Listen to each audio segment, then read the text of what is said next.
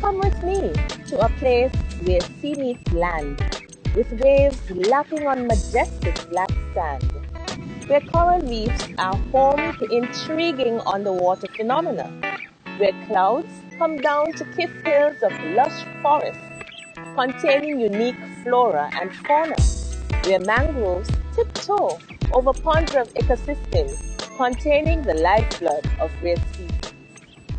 Where? St. Mary's in the Federation of St. Kitts and Nevis.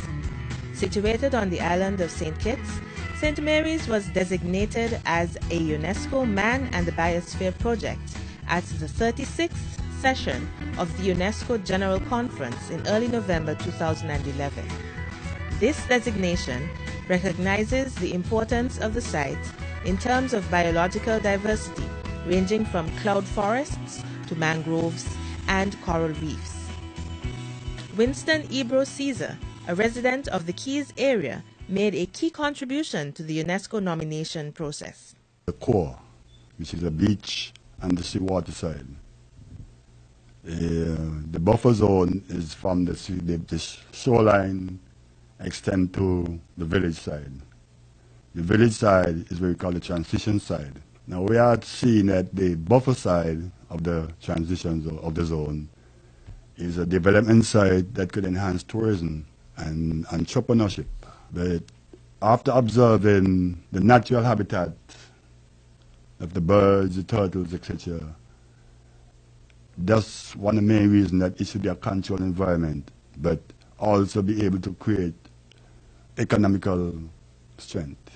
It's extended right onto Hermitage, as far as we call the Grange Bay. From my understanding, it was to be 24,000 acres from the Canada Pond to extend right down. This significance has long been recognized by residents of St. Kitts and Nevis. We believe in the raising of the profile of our community. We're always proud of our beach. We believe that the coastline, we're a community that any given holiday, we want to be on the beach for that Sunday or that holiday as a community. And so that the preservation of that area would be pristine for us, especially in the Keys area. We believe that whatever happens to preserve even the sea grapes, that's one thing we do as a community. We go and we pick grapes. And so whatever happens through this Man and the Biosphere project that helps us to preserve what has been a rich history for us as a community, we are happy to preserve it. Growing up, I always know there was picnic things and steel pans. Our grandparents said they used to dress in similar ways, men and women alike. And they go down with their basket of food, and they have music, and they have storytellings, and a whole community togetherness. So we are looking to see if we could enhance that kind of a wholesomeness in our people again, to help guide the new way of life that we think that we should be living, seeing what is taking place in our time. It's important that we identify key sites around the country that can help to build the tourism product. We believe that the Keys Beach area offers a lot to citizens of St. Kitts and Nevis and all sorts of visitors. For example, the Keys Beach area offers a site where there is regular turtle watching, and there are a number of persons here who are amateur turtle watchers and observers and things like that. So it is really in an attempt to identify key areas in St. Kitts and Nevis where we feel we can build upon the tourism product. Who, along with Caesar, were key in the process. Over the past couple of years, the St. Kitts and Nevis National Commission for UNESCO have been working tirelessly on the process in nominating the Keys Beach area as a Man and the Biosphere site. And we're now successful doing this. The process started like maybe 3 years ago, and we were fortunate to get on board at that time 2 consultants out of the United States who were living here at the time. And special commendation and acknowledgement must be given to the Ministry of Sustainable Development, the National Commission itself, the Small Island Vice Committee, the St. Kitts and Nevis Sea Turtle Monitoring Network organization and the minister responsible for UNESCO himself, Honorable Nigel Carty. These people have worked very hard to ensure that we achieve this very, very important goal. It is up to us now to make good of it, to attract much more funding from international agencies throughout the world, including UNESCO, to develop this piece for it to benefit the people of St. Kitts and Nevis, and especially those persons living in that particular area.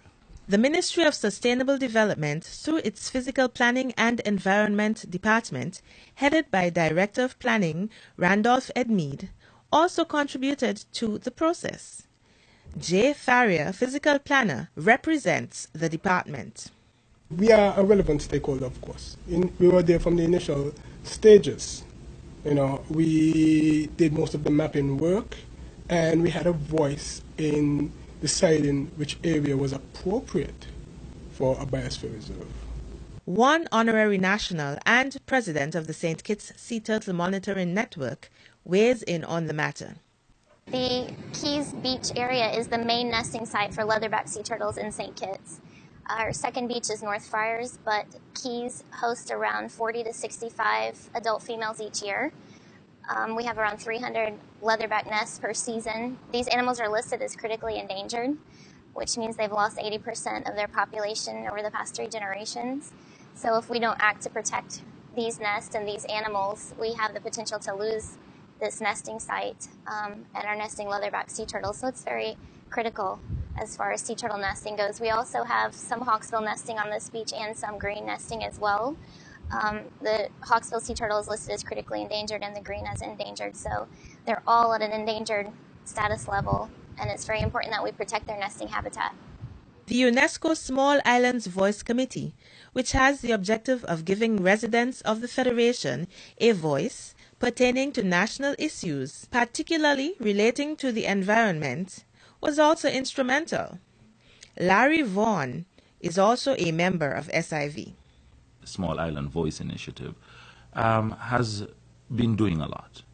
And when the nominations papers were sent off for the Man in the Biosphere preservation of the area, Bay of Keys, Keon, there was consultation with the community.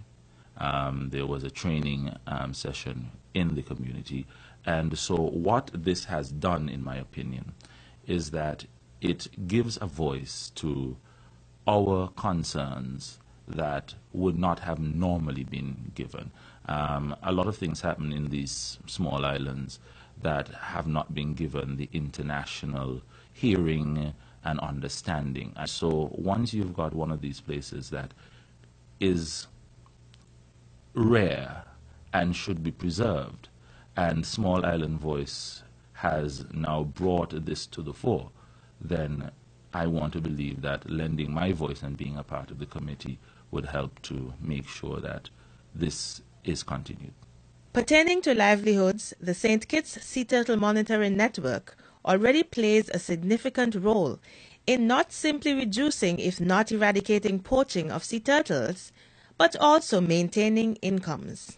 With the St. Kitts Sea Turtle Monitoring Network, we've been working to develop leatherback ecotourism over the past 3 years. We started initially through the Global Environmental Facilities Small Grants Fund. We got a small grant to start developing that. And we've been running around 300 ecotours per season, which is the maximum capacity that we can manage right now without further infrastructure. But tourists, visitors pay a fee to come out with a trained guide. In our case, most of these trained guides are local fishermen. Many of them were former sea turtle fishermen, which are now working on the conservation project. So all the proceeds for those tours go in to pay for salaries for those individuals.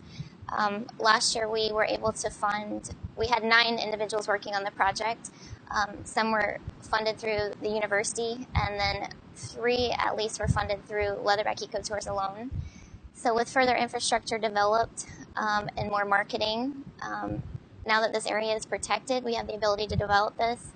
Another thing we're really working towards is getting an interpretive center so that we can not only target overnight guests that are coming in to see these nesting leatherbacks, but also guests that are coming in on cruise ships that can come through, see educational exhibits, have some of the staff teach them about sea turtles, the ecosystem we have here on the beach, the nesting birds that we have here.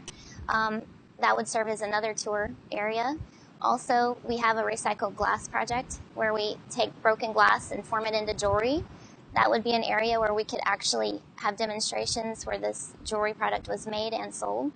So the potentials for ecotourism related to sea turtles are really endless for us here in St. Kitts. We have the opportunity to be a leader in that area in the Caribbean, and the designation of this area as a protected biosphere reserve has really moved that process forward. We're very excited about it. An official certificate provides proof of the designation. This was handed over to Honorable Patrice Nisbet, who was the then Acting Minister of Education. So what's next? Basically, to put a management plan in place, that's first and foremost, and the management plan has to include the community. That's a very important characteristic of a biosphere reserve, the community involvement, the human development aspect. So I would envision that those two would be next, a management plan and getting the community on board. That there are some areas that would be given activities similar to what happens at the Strip. I'm told that the Keys Beach has been considered because of that long stretch of sand that would be open to sunbathing and that kind of activity. Whatever happens there, and if it gives economic activity, but once it preserves that turtle nesting, because at some point there might be the noise that comes with it, and one doesn't know if noise would turn back the turtles that would come for nesting, and so one has to be very careful once you look at the tourism aspect of it. But once we look at the man and the biosphere aspect of it, where we're looking at preserving what is the natural and the flora and the fauna of the area, then hey, we are happy as a community for that. But on the behalf of the activities, being able to advance activities in a 24-acre zone that comprise 3 communities in the northeast area, I think the younger people, especially the male, who is so fascinated now on the computer system and the music is now showing a lot of clips from different places and very beautiful sites. So I think we have a lot of work to be done with the youths when it comes to their development into the new way of high-tech order. We have photography, we have sightseeings, we have activities that they can get involved in because it's about them. Myself is a part of the shareholder ownership there already, which is that is to come. So now that it's all work out, I have a clearer aspect where I'm heading for. Mine is just music and food, enhancing a different type of food to how we eat. Everybody says, culture food, but where's the culture food? So all this will help the people to come from far and near and have some regular activities there 24 hours, I hope. Well, for sea turtles specifically, when you look at leatherback ecotourism, for example, one of the primary uses that we've had for sea turtles in our past was harvesting them. When you have a sea turtle come up and you harvest her, you've removed her from the population, so you've made money off of that turtle one time. But when you look at a leatherback sea turtle, for example, she can come up to nest up to 12 times in one nesting season. So charging a tour fee for those visitors to view this sea turtle with a trained guide, our base fee is $60 US. They get 4 hours with a guide of intense education. They get a beverage and information on sea turtles.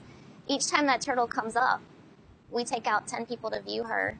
You look at it, that's $600 US per tour. She has the potential to generate over $6,000 US per season. And then she'll come back 2 years from now if we protect the habitat and our nesting turtles to nest again. So that's a renewable source of income.